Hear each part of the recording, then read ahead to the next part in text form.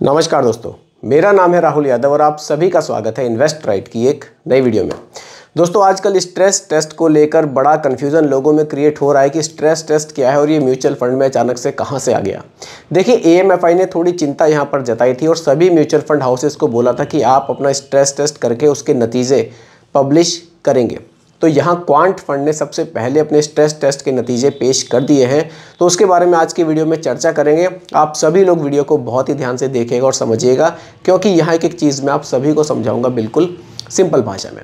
देखिए, यहाँ जो कुछ भी एएमएफआई द्वारा किया जाता है, सेबी द्वारा किया जाता है, ये सब जो हमारे इन्वेस्टर्स हैं उनको ध्यान में रखते हुए किया जाता है कि उनको किसी तरह की दिक्कतें ना हो, उनका जो विश्वास है म्यूचुअल फंड पर वो बना रहे।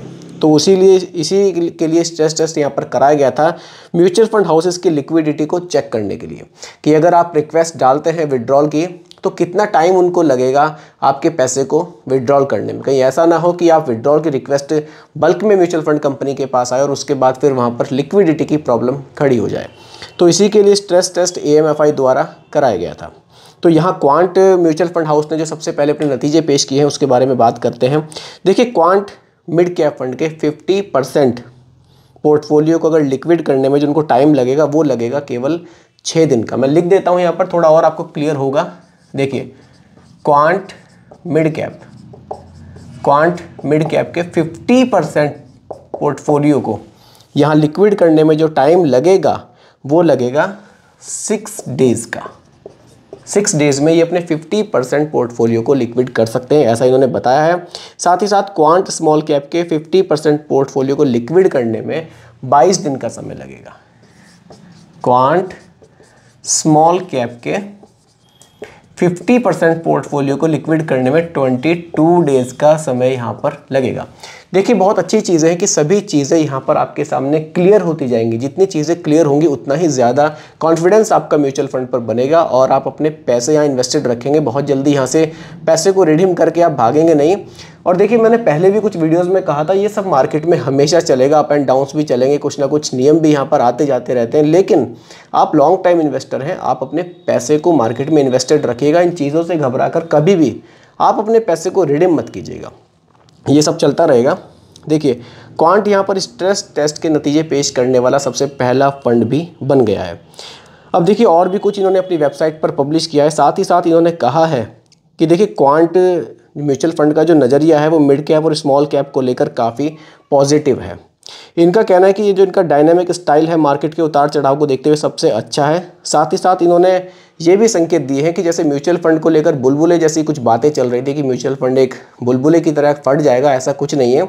यहाँ पर लिक्विडिटी को लेकर भी कोई समस्या यहाँ पर नहीं दिखाई दे रही है बहुत बड़ी। तो आप बिल्कुल इन्वेस्टेड रहिए इन म्यूचुअल फंड्स में और जो आपके लॉन्ग टाइम के लिए गोल्स हैं उनको बनाकर रखिए। कोई ऐसी यहाँ पर बहुत बड़ी प्रॉब्लम यहाँ पर नहीं है। देखिए, सभी म्यूचुअल फंड की हाउसेज की जो रिपोर्ट्स हैं वो सभी आपके सामने, जो स्ट्रेस टेस्ट की रिपोर्ट्स हैं सभी आपके सामने आ जाएंगी धीरे धीरे। क्वांट ने सबसे पहले पेश की है, ये आपके सामने है। और देखिए, अगर यहाँ पर क्वांट का हम इन्वेस्टमेंट चेक करें किस तरीके से वो पैसे को इन्वेस्ट करता है, अगर देखिए बात सबसे पहले मैं यहाँ पर करूँ क्वांट स्मॉल कैप की, तो जो क्वांट स्मॉल कैप का जो इन्वेस्टमेंट है स्मॉल कैप में सबसे ज़्यादा है, 67.78% का है और लार्ज कैप में 26.44% है। मिड कैप में यहाँ इन्होंने केवल 0.25% पैसा ही इन्वेस्ट किया है। यहाँ लार्ज कैप का एलोकेशन इन्होंने स्मॉल कैप में अगर आप देखें तो काफ़ी बढ़ा दिया है। मैं यहाँ लिख के दिखा देता हूँ आपको ताकि आपको और क्लियर हो सके। देखिए, स्मॉल कैप में अगर आप इनका डाइवर्सिफिकेशन देखेंगे पैसे का, क्वांट स्मॉल कैप का, तो स्मॉल कैप में इनका जो पैसा है 67.78% इन्वेस्टेड है। और अगर आप मिड कैप में देखेंगे, क्वांट स्मॉल कैप की बात मैं यहाँ कर रहा हूँ, मिड कैप में केवल और केवल इन्होंने रखा है 0.25%। वहीं अगर लार्ज कैप देखें, लार्ज कैप में इन्होंने रखा है कितना, 26.44%। देखिए, इन चीज़ों से भी क्लियर है कि लिक्विडिटी की समस्या क्यों नहीं आएगी। इसलिए नहीं आएगी, स्मॉल कैप कैटेगरी का फंड है, मिनिमम 65 तो स्मॉल कैप में रखना ही रखना है नियम के अनुसार। इन्होंने बहुत ज़्यादा स्मॉल कैप को नहीं बढ़ाया है, केवल 67% रखा है। लार्ज कैप का लोकेशन यहाँ अच्छा खासा इन्होंने रखा है। लार्ज कैप में एलोकेशन ज़्यादा रखने से लिक्विडिटी की समस्या नहीं आएगी, पैसा आपका अच्छे स्टॉक्स में इन्वेस्टेड रहेगा तो उसमें दिक्कतें कम आएंगी आपको। अब बात करते हैं क्वांट के मिड कैप फंड के बारे में और देखते हैं कि वहाँ हमारे पैसे का डाइवर्सिफिकेशन किस तरह से किया जा रहा है। आ जाते हैं क्वांट मिड कैप पर। देखिए क्वांट मिड कैप में अगर आप डाइवर्सिफिकेशन देखें पैसे का, यहाँ मैं लिख देता हूँ quant mid cap. Quant mid cap में देखिए मिड कैप कैटेगरी का फंड है तो ज़्यादा पैसा मिड कैप कैटेगरी में ही इन्वेस्ट होना है, मिनिमम 65% तो मिड कैप में ही जाना है। यहाँ इन्होंने रखा है 70.57% और यहाँ लार्ज कैप में रखा है 26.37% और अगर मैं स्मॉल कैप की बात करूँ, स्मॉल कैप में इन्होंने 0% पैसा यहाँ पर रखा है।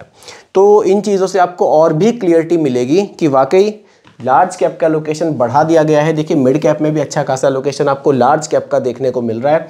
मिड कैप कैटेगरी का फंड है, मिड कैप में तो ज़्यादा होना ही है, लेकिन स्मॉल कैप को यहाँ घटा दिया गया है और ठीक इसी तरह स्मॉल कैप को अगर आप देखेंगे तो यहाँ मिड कैप को घटा दिया गया है। लार्ज कैप के एलोकेशन पे ज़्यादा फोकस किया जा रहा है ताकि लिक्विडिटी को लेकर फ्यूचर में आपको किसी तरह की समस्या ना आए। तो दोस्तों यही आज का टॉपिक था। उम्मीद करता हूं कि टॉपिक आपको क्लियर हुआ होगा और आपका थोड़ा सा कॉन्फिडेंस यहां बढ़ा होगा म्यूचुअल फंड को लेकर, इन्वेस्टमेंट को लेकर। तो आप बने रहिए म्यूचुअल फंड में, बहुत जल्दी यहां से एग्जिट करने की ज़रूरत बिल्कुल नहीं है।